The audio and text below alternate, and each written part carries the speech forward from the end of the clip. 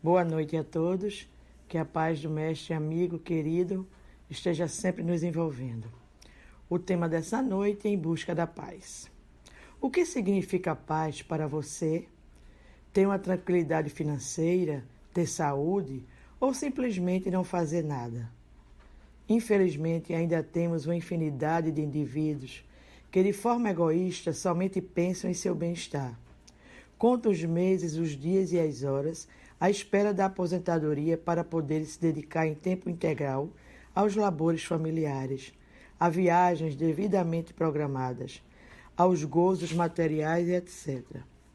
Mas o que poderia trazer paz de espírito tem levado muitas pessoas à depressão. Afinal, perderam sua referência do dia a dia e as sonhadas férias permanentes se tornam um pesadelo. O que muitos não entendem é que o trabalho, seja profissional ou assistencial, é uma bênção e não um fardo, como muitos imaginam. A paz só pode ser encontrada dentro de nós.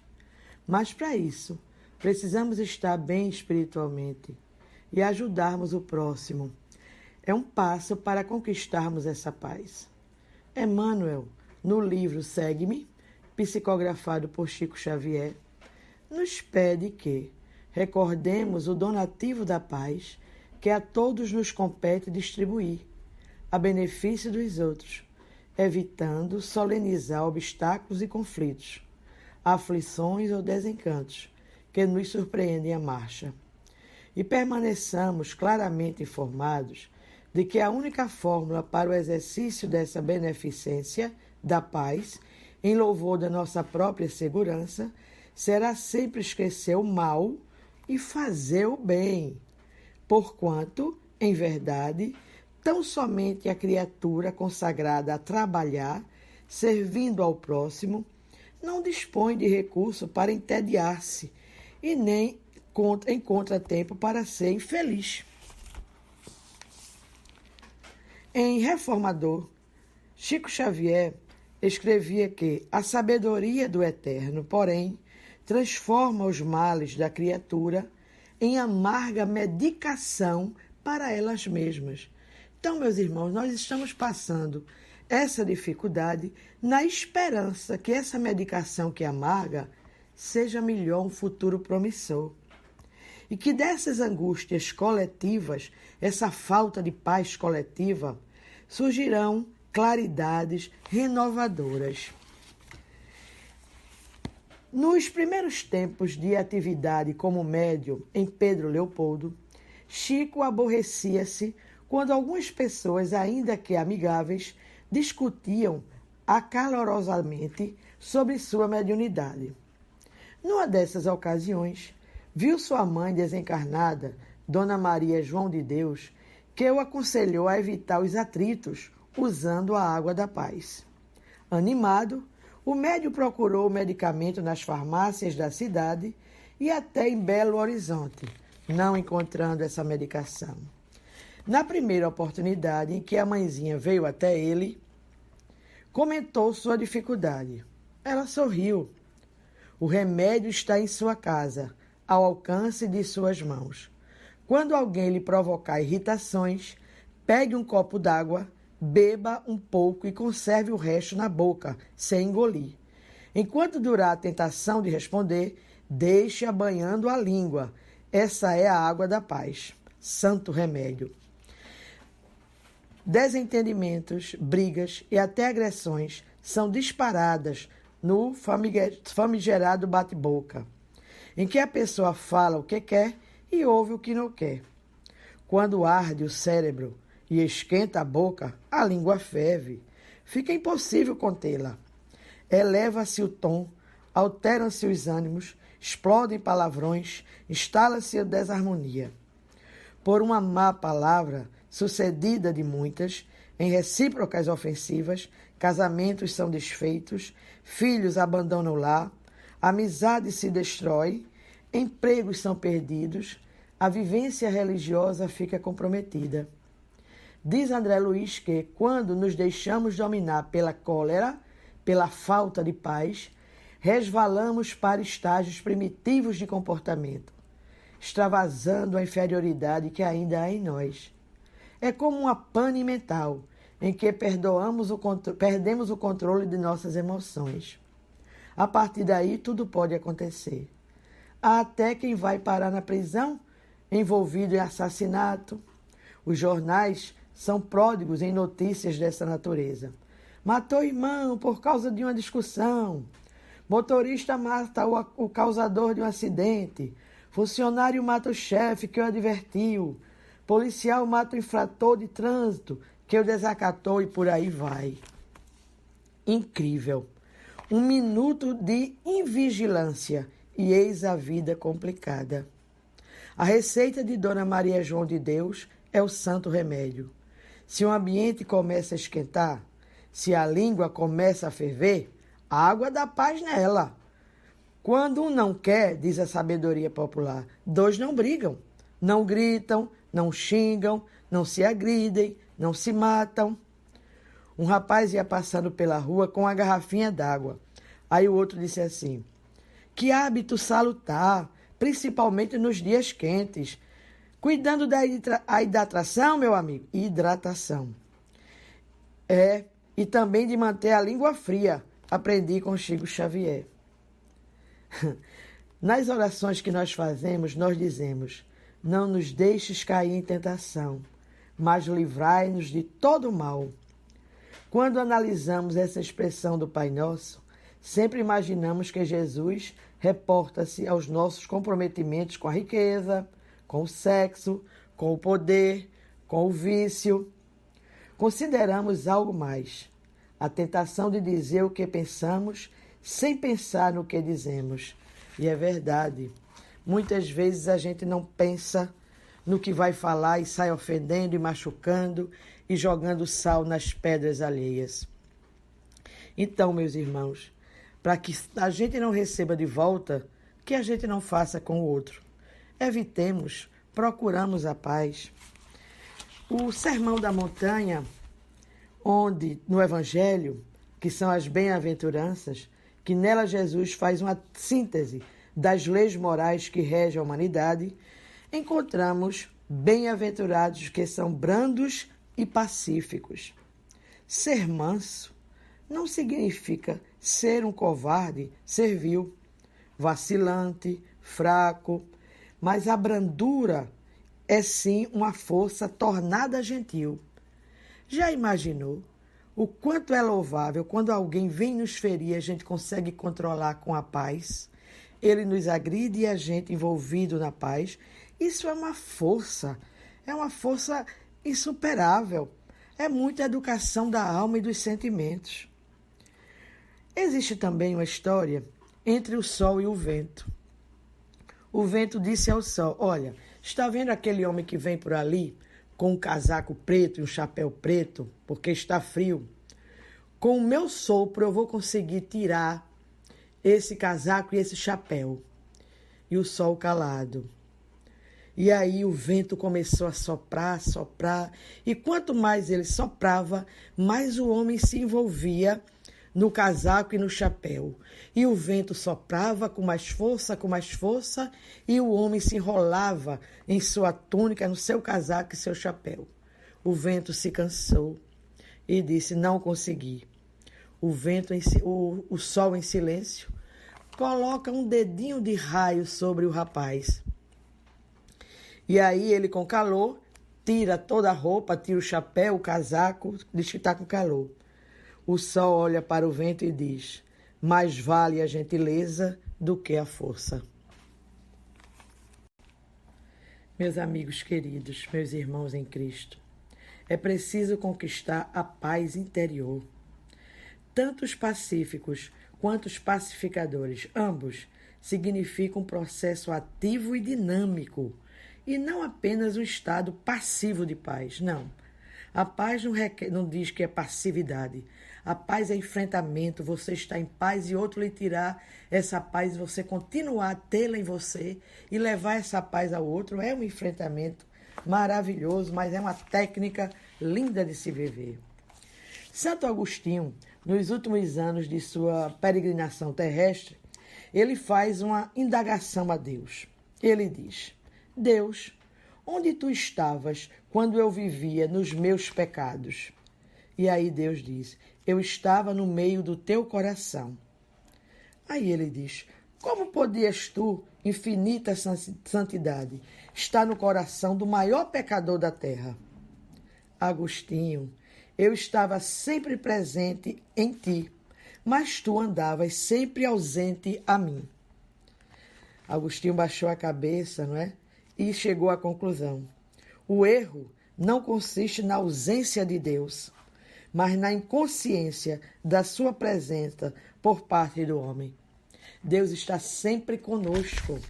Ele nunca nos abandona. Só que a gente está tão preocupado, tão sem paz, que a gente não consegue dar vazão à presença dele.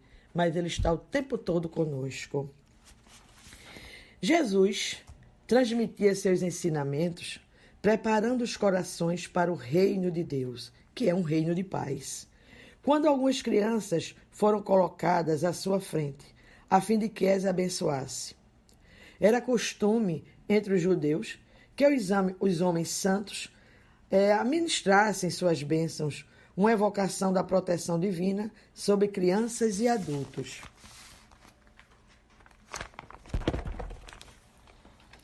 O ato de abençoar enraizou-se no cristianismo, estendendo-se ao próprio relacionamento familiar envolvendo pais e filhos. Não são poucos os que aguardam no tesouro das recordações mais ternas da infância expressões assim: abençoa meu pai, e eles diziam: Deus te abençoe, filho. Abençoa a minha mãe, Deus te abençoe, filho. A criançada podia dormir tranquila, estava presente a proteção divina evocada pelos pais. Alguns doutores terrenos, psicólogos, sociólogos, não aceitam muito bem essas atitudes por acharem falta de originalidade e cria barreiras entre pais e filhos. O que abençoa situa-se acima daquele que é abençoado. Isso inibe a comunhão afetiva. Ah, meu Deus! Essas atitudes de desamor é que acaba com o nosso planeta, não é? É que acaba os nossos relacionamentos. Quando o cérebro se desliga do coração, perde o rumo e envereda por estranhos caminhos. Então é preciso estar com os dois em ação, procurando a paz e levando a paz à família e à comunidade e ao mundo. Raciocínios dessa natureza inibem uma das belas manifestações de afetividade e de paz dentro do lar. Os filhos que pedem a bênção a seus pais, os pais que abençoam seus filhos. Os discípulos aborreceram-se com a presença das crianças, mas Jesus os conteve. Deixai vir a mim as criancinhas, porque delas é o reino de Deus. Em verdade vos digo que aquele que não recebeu o reino de Deus como uma criança, de modo algum entrará nele. Abraçando os pequeninos, abençoou-os, impondo-lhe as mãos. Situava assim as crianças como símbolo das condições necessárias ao ingresso no reino de Deus, o reino da paz. E perguntamos, onde fica esse reino? Em outra passagem evangélica, Lucas 17:21, o próprio Mestre informa: o reino de Deus está dentro de vós. Então não se trata de lugar geográfico, na terra ou alhures. É um estado de consciência.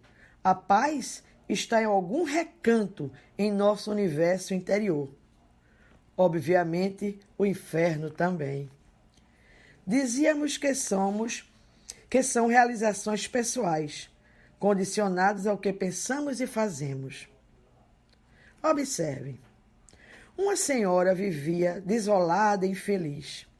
Dizia-se mal amada, o marido não lhe dava atenção, os filhos não a respeitavam, os vizinhos eram invejosos, o pessoal da rua e da igreja lhe faltava o respeito, era uma vida infernal.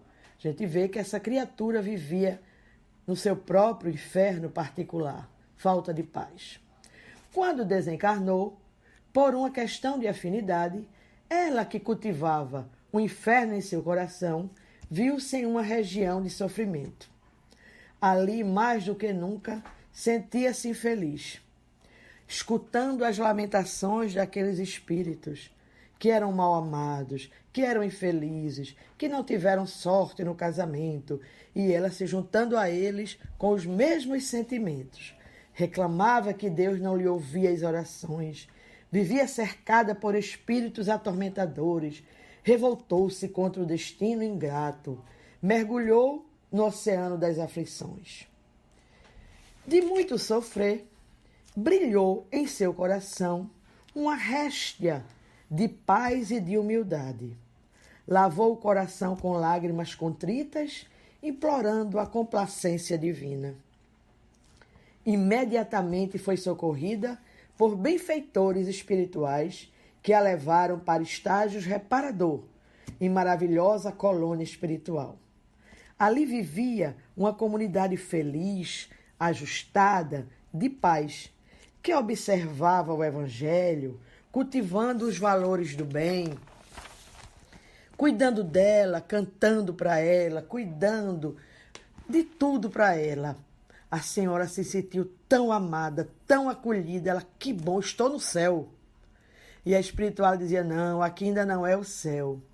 Ela estava satisfeita por algum tempo, hein?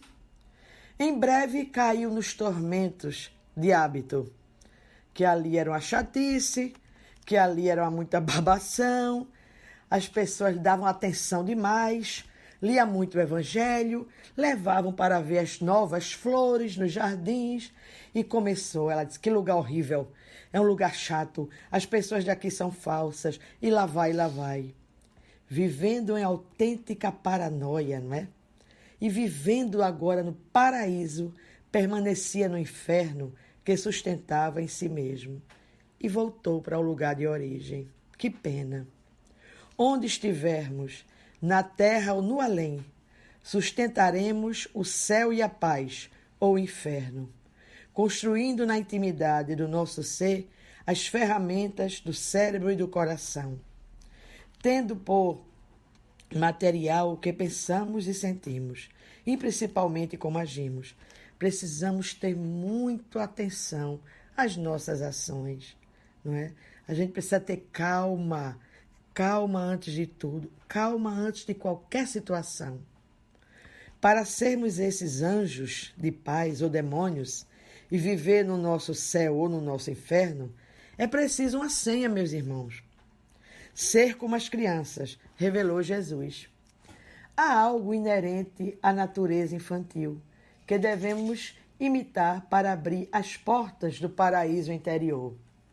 A senha se compõe de duas virtudes, a pureza e a simplicidade. A pureza. A criança não é maliciosa, não vê o mal no comportamento alheio, não guarda mágoas, desconhece a hipocrisia, relaciona-se com todas as pessoas, independente da cor, da raça, da nacionalidade, da religião, de posição social. Na simplicidade, a criança não se sente feliz morando num casebre. Diverte-se tanto com um pau de vassoura feito de cavalo, quanto o faria um menino rico num palácio, movimentando-se em um patinete motorizado. É preciso resgatar a criança que fomos, aprisionada na teia das ambições, dos vícios, das mazelas e da modernidade. Não é fácil. Paulo, o apóstolo, em Romanos, ele diz, o bem que eu quero não faço, o mal que eu não desejo, esse eu faço. Assim, através da nossa evolução, nossa busca incessante de aprendizagem moral, chegaremos à angelitude e à paz. Abrir as portas dos nossos sentimentos, ir ao encontro do outro e perceber o quanto estamos sendo amparados e acolhidos. E aí precisamos amparar e acolher. Atendendo ao pedido de seus apóstolos, Jesus, certa noite, visitou um homem que se achava em situação de muito sofrimento. Era um irmão com idade de 32 anos, que morava em uma humilde choupana, onde se percebia a carência do necessário à sua sobrevivência, e aí não tinha paz. Doente e sem ninguém para ajudá-lo, o homem sentiu grande alívio quando Jesus penetrou o recinto e desejou paz. Ele disse: tenho sede. E Jesus transformou a água que estava no pote na mais límpida água. Ele disse: tenho fome. Jesus pegou as pedras do chão e transformou em pão. Eu preciso de saúde. Jesus colocou a mão em seu corpo e suas chagas sumiram. Estou nu. E Jesus, colocando a mão sobre os restos de seu tecido que o cobria, transformou numa roupa de linho bom. Saído Jesus, ele continuou deitado, sem se movimentar. E todos diziam: vamos ao trabalho, vamos em busca da nossa paz, que o trabalho nos traz isso.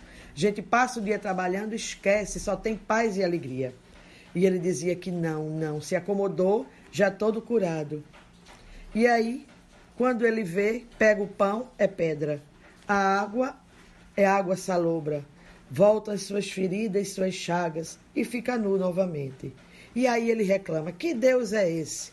Que Jesus é esse que me transformou em tudo de ruim? Um anjo do Senhor lhe falou: escute aqui. Ontem o Senhor satisfez todas as tuas necessidades. Em troca, que fizestes? Ao passar aqui hoje à tarde e te ver preguiçosamente espojado, sem busca do trabalho, que enobrece e justifica, o mestre decidiu que voltarias à condição que mereces. A culpa, meus irmãos, de nossos fracassos, da nossa falta de paz, está em nós mesmos. Olhando o passado, quantas situações desagradáveis teríamos evitado se tivéssemos agido prontamente. A negligência, a acomodação, o deixar passar, muitas vezes, traz o infortúnio que não queríamos. Escolher entre fazer ou esperar, progredir ou desistir, avançar ou recuar, é a opção livre de cada um. Agora, uma coisa é verdadeira, meus irmãos, e foi muito bem entendida por Jesus. A cada um será dado segundo as suas obras. Está em Mateus. Precisamos, meus irmãos, preparar essa nova geração que já está aí reencarnada com a árdua missão de moralizar o mundo e, em especial, aqueles que se desvariam do caminho reto através da leviandade, de corrompendo em todas as esferas, vulgarizando a palavra do Cristo, menosprezando os mais humildes, destruindo a natureza para fins próprios e escusos. A nossa terra, o nosso planeta, passa por uma transformação. A transformação é da terra e nós que estamos nela vamos juntos também nos transformando. Infelizmente, a geração dos nossos avós e dos nossos pais não perceberam e não viram essa modificação planetária e humana. Mas os nossos netos, sim, vão ver essa transformação e ver que a terra será um canto e um recinto de amor. Somente assim conseguiremos combater todas as mazelas que têm fadado a humanidade e a nós mesmos, pois a falência de uma sociedade é coletiva. Precisamos continuar trabalhando arduamente para passar o bastão para a nova geração da forma mais digna possível. Evidentemente que a paz está inserida nesse contexto e um dia chegará o esplendor. E eu lembro muito aqui de John Lennon, na canção dele, Imagine. Imagine que não há países. É fácil de você tentar. Nada por matar ou morrer, tampouco alguma religião.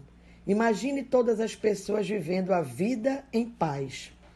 Cada ser encarnado ou desencarnado será de vital importância para o crescimento espiritual da Terra.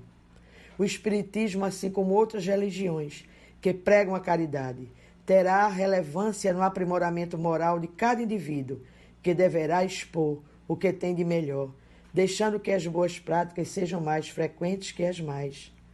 Não nos esqueçamos de jeito nenhum das bem-aventuranças, quando ele diz bem-aventurados os pacíficos, porque serão chamados filhos de Deus. Allan Kardec, ele fala no Evangelho segundo o Espiritismo, ele explica: quando a humanidade se submeter à lei de amor e de caridade, deixará de haver egoísmo.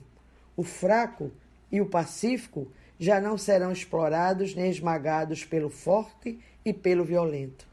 Tal será a condição da Terra, quando, de acordo com a lei de progresso e a promessa de Jesus, ela se houver transformado em um mundo feliz, em virtude do afastamento dos maus e das ações do bem. Que a paz esteja com todos nós.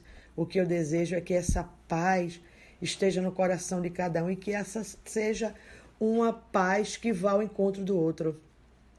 Porque não há nada melhor de irmos ao encontro do outro, levando a paz nos nossos olhos, nas nossas mãos, levando a paz através dos nossos sentidos, nossos sentimentos, uma palavra amiga. Às vezes a gente não quer nem o alimento material. O que nós queremos é um bem-vindo, boa noite, olhando nos olhos e desejando realmente que a noite seja boa. Eu digo sempre que às vezes as pessoas entram nas nossas casas de oração, não é tão somente em busca de um passe, de uma água fluidificada. Ele quer ser percebido, ele quer que alguém diga esteja na paz. Isso já fortifica qualquer alma. Então vamos colocar em prática essa paz que a gente deseja para a gente e através da educação dos nossos sentimentos que nós vamos buscar essa paz. Porque não há nada mais difícil de alguém que chega tirando a nossa paz e a gente tentar controlar e levar ela à paz, para que ela sinta que não adianta o grito, a força, não é? Que a paz ela é mansa, mas ela é correta.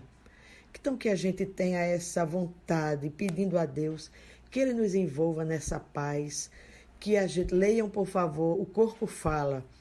Esse livro é muito bonito, tem 1 e 2. São as expressões que a gente usa, levando a paz para o outro, o otimismo, a alegria. É disso que a humanidade está precisando, de ser percebida com amor, com afetividade, porque de gritos e de sangue nós já estamos fartos. Que possamos passar por esse momento difícil, conduzindo a paz aos que estão conosco dentro de casa e nós também. Que Deus os abençoe. Muito obrigado pela escuta e o meu desejo é de paz a todos os corações. Muito obrigada. Uma noite de paz.